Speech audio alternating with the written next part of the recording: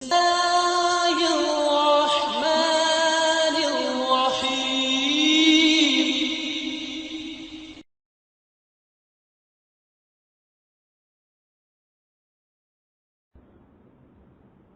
الحمد لله وسلام على عباده الذين اصطفى.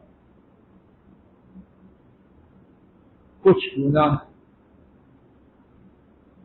ایک بڑی تعداد کا طرز عمل ان کے بارے میں دوگلے پن کا شکار.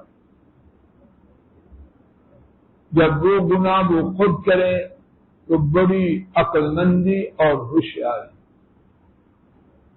اور جب وہ کرے تو وہ بہت زیادہ سنگین اور برے. دوبارہ سماعت فرمائیے. کچھ گناہ ایسے کہ لوگوں کی ایک بڑی تعداد ان کے بارے میں دوگلے پن کا شکار. اگر کوئی ان کے ساتھ وہ گناہ کرے تو وہ کہیں آسمان ہٹ گیا، زمین شک ہو، اس نے میرے ساتھ یوں کیا. اور اگر وہ خود کرے تو ماشاءاللہ تبارک الرحمن، یہ عقل مندی ہے اور دانش بری ہے. اور حقیقت یہ ہے کہ وہ گناہ بہت ہی بڑے ہیں.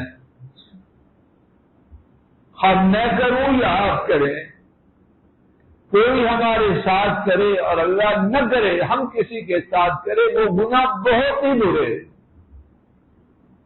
ایسا ایک گناہ جھوٹ کا بولنا، یہ کمال کر دیکھا کس طرح ڈال دیا. اور اگر اس نے کیا تو غصے کی ایسے نیند بھی نہ آئے جو میرے ساتھ جھوٹ بولنا. کیوں آنسر ایسے ہے؟ بیوی کے ساتھ جھوٹ ہی بکتے رہے، کتاب جھوٹ کی لکھے، اور بیوی اگر جھوٹ بولے نہیں میں اس کے ساتھ نہیں رہ سکتا، میں جھوٹی عورت کے ساتھ، تو کیا بکواس کر رہا ہے؟ جدا جدا معیار، لینے کا اور دینے کا اور، مکر و فریب کا سراپا. آئیے جھوٹ کی سنگینی کے بارے میں 3 باتیں آج کے سبق میں روشن سے بولے. آج کے سبق میں اللہ کی توفیق سے لے کے جاتے. پہلی بات 14واں پارہ سورہ النحل آیت شریفہ 105.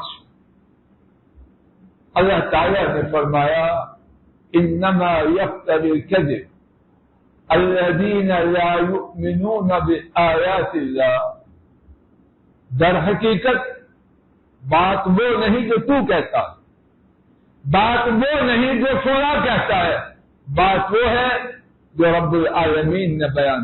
در حقیقت اس کے سوا سب فراڈ. کہنے والا ڈاکٹر صاحب ہو، کوئی صاحب ہو، اللہ کے مقابلے میں سب بیکار. در حقیقت جھوٹ وہ بولتا ہے جس کا اللہ کی آیات پہ ایمان نہ ہو. اب وہ اپنے نام کے پہلے اور پیچھے جتنے چاہے جوڑے، اللہ کا فیصلہ یہ ہے جھوٹ وہ بولے گا جس کا اللہ کی آیات کے ساتھ ایمان نہیں. اب یہ کہا ہے کہ میں معاذ اللہ جھوٹ بولوں تو یہ عقل مندی، اور اگر بیگم بولے تو وہ واجب الطلاق. جھوٹ کیوں بولے جانور، جھوٹ وہ بولے جانور، بلکہ جانوروں سے بھی بدتر. دوسری بات یا دوسری دلیل، امام بزار اور امام ابو یعلا نے سیدنا سعد رضی اللہ تعالی عنہ سے روایت کیا. نبی کریم صلی اللہ علیہ وسلم نے فرمایا كل خلة يتبع عليها المؤمن إلا الخيانة والكذب، أو كما قال صلوات ربی وسلام علیہ. فرمایا تمام خصلتیں مومن اس میں ہو سکتی، بخیل ہو، بزدل ہو، چڑچڑا ہو، یہ نہیں ہونی چاہیے. ان میں سے کوئی خصلت اچھی نہیں، لیکن ایمان والے میں ہو سکتی. مگر دو خصلتیں وہ اس میں نہیں ہو.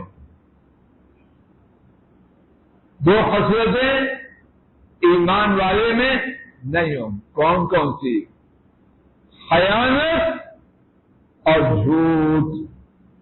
جہاں ایمان ہے وہاں خیانت بولو، وہاں جھوٹ نہیں ہوگا، اور جہاں خیانت یا جھوٹ ہوگا تو وہاں ایمان کدھر سے آئے.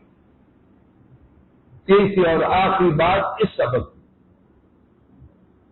حضرات ائمہ وقیع احمد ابن ابی الدنیا رحمہ اللہ تعالی نے روایت کیا، سیدنا صدیق رضی اللہ عنہ کو فرماتے ہیں، ایاکم والکذب فإنہ مجانب للایمان.